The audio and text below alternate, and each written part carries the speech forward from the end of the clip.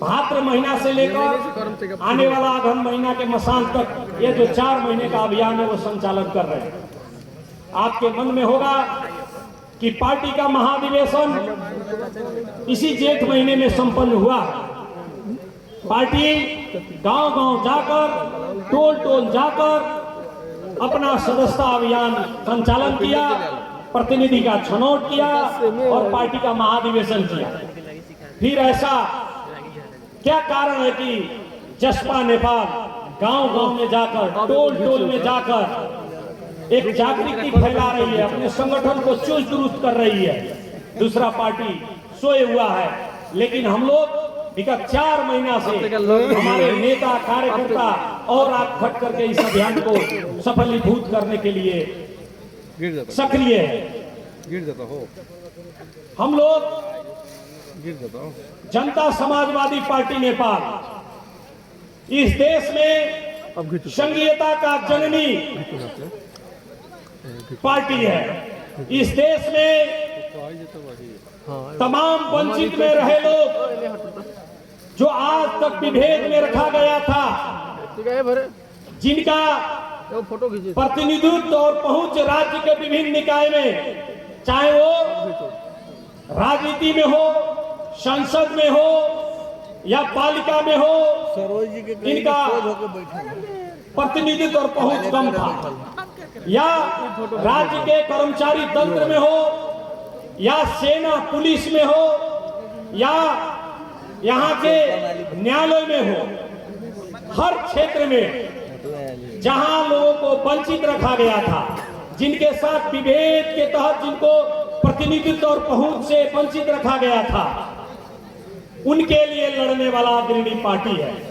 आप सभी को याद होगा, जनता समाजवादी पार्टी मधेसी जन अधिकार फोरम नेपाल का ही परिवर्तित रूप है।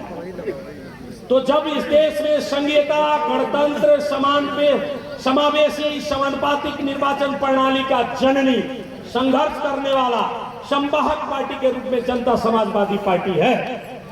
आज जो हमने महान मधेश जन विद्रोह से प्राप्त किया हुआ, चाहे वो संघीयता हो, गणतंत्र हो, समावेशी लोकतंत्र हो या समानुपातिक निर्वाचन प्रणाली हो या ये मध्य प्रदेश का स्थापना हो, इन सभी चीजों को समाप्त करने के लिए आज जो केंद्र में पार्टी सरकार बनाई है, चाहे वो कांग्रेस हो या कम्युनिस्ट हो, ये दोनों सरकार बनाया, एक प्रधानमंत्री है, उसकी सरकार है, वो हमारे लिए चिंता का विषय नहीं है। लेकिन जिन मुद्दाओं पर जो आज का सरकार बनी है, जो 7 मुद्दे सहमति पर आधारित होकर के कांग्रेस और कम्युनिस्ट ने सरकार बनाया है, जो कहीं नहीं होता कि प्रमुख पार्टी सबसे बड़ा दल और प्रमुख प्रतिपक्षी मिलकर के सरकार बनाए। ये लोकतंत्र में, खास करके पार्लियामेंट्री डेमोक्रेसी में ये चीज नहीं होता, लेकिन ये दोनों पार्टी मिलकर सरकार बनाई है नेपाल में। तो इनके सरकार बनाने से हमें कोई विचलन नहीं है। लेकिन जो 7 मुद्दे ये समझौता किया है, 7 मुद्दा में जो ये लोग समझौता किया है कि थ्रेशोल्ड बढ़ाएंगे, 10% से कम ले आने वाला जो भी पार्टी होगा उसको प्रतिनिधित्व नहीं मिलेगा। जिसका जनसंख्या होगा 5%, जिस समुदाय का जनसंख्या होगा 2%, जिसका होगा 5%, 7%, तो क्या वो इस देश में राजनीति करने लायक नहीं होगा?